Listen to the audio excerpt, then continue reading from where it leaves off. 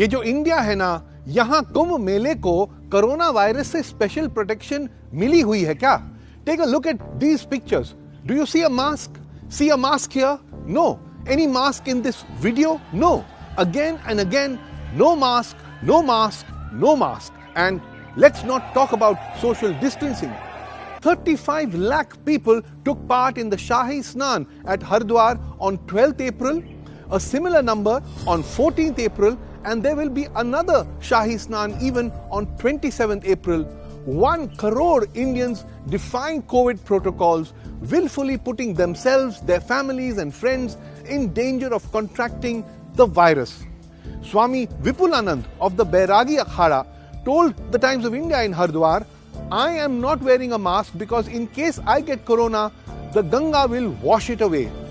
We're talking about a virus that has killed 30 lakh people across the world. That's affecting more people than it did a year ago.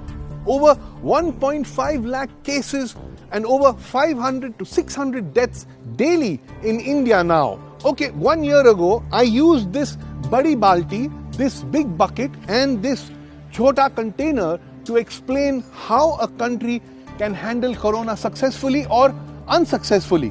This is India, 1.4 billion people, and this small container, this is our healthcare system, our doctors, nurses, hospitals, beds, ventilators, all of that. And today, ghar se, using this bucket and this chota container, let's try to understand corona in India. Let me remind you, in this big bucket are India's people. If they get COVID, then they enter this chota container, and if the health system can handle it smoothly, the water exits and everything is happening aaram se. But if the healthcare system can't handle the sudden large numbers falling ill, then the water overflows like this. The water overflows, and this overflowing water stands for hospitals failing to cope, shortage of beds, shortage of doctors, nurses, and of course shortage of vaccines and more COVID deaths. While the second surge first hit a few states badly, it is now countrywide.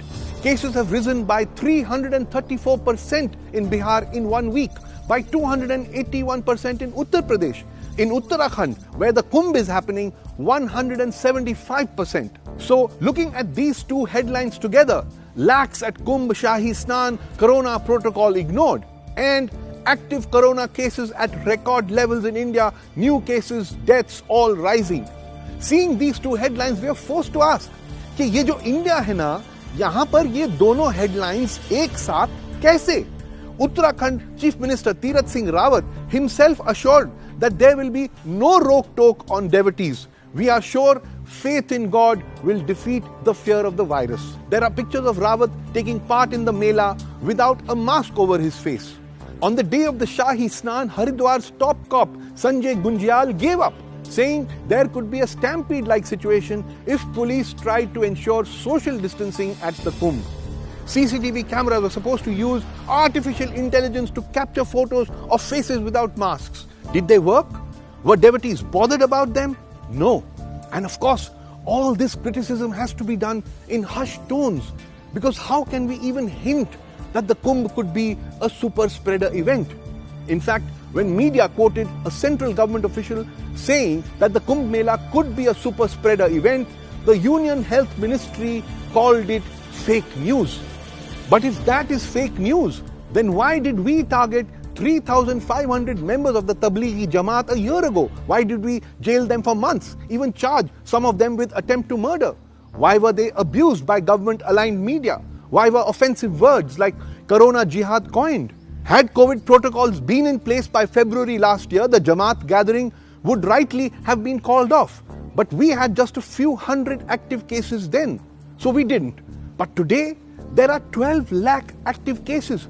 So what's our excuse today for allowing such mass gatherings now? Again, the Uttarakhand CM has an answer. Don't compare the Kumbh to the Markaz, because now people know they should wear masks. लेकिन CM साहब इन तस्वीरों में, इन videos में कहां हैं सबके mask? और जहां पुलिस की चलती है, वहां बिना मास्क वाले को बेदर्दी से पीटो, like in this video. And then the government that allows 35 lakh people to attend the Kumbh in a day, the same government is in court saying that only 20 Muslims should be allowed to pray at the Nizamuddin Dargah at any one time. Not surprisingly, the government is being called out on social media for double standards. But sensibly, the Delhi High Court rejected the government's request, saying if you don't limit numbers at other religious gatherings, you can't do it here either. Meanwhile, who is the government blaming for the new surge? Union Health Minister Harsh Vardhan blames the people, saying they became very careless about following COVID-19 norms. He said there have been elections, religious gatherings, reopening of offices, no masks at weddings, in public transport or markets. Yes, it is people who are being careless. But Harshvardhan ji, religious gatherings, elections, you are allowing them. For devotees to reach Haridwar for the 3 Shahi Snans, the government has organized 25 special trains. Last year, lakhs of migrant workers got no trains for 40 days and walked home. Yahan 25 trains to attend a possible super spreader event. Ye jo India hai na, if we have to genuinely tackle this second surge of corona, if we truly want to save some lives, at least now, if we really don't want our economy to nosedive yet again, we can't cite faith and give events like the Kumbh Mela a free pass.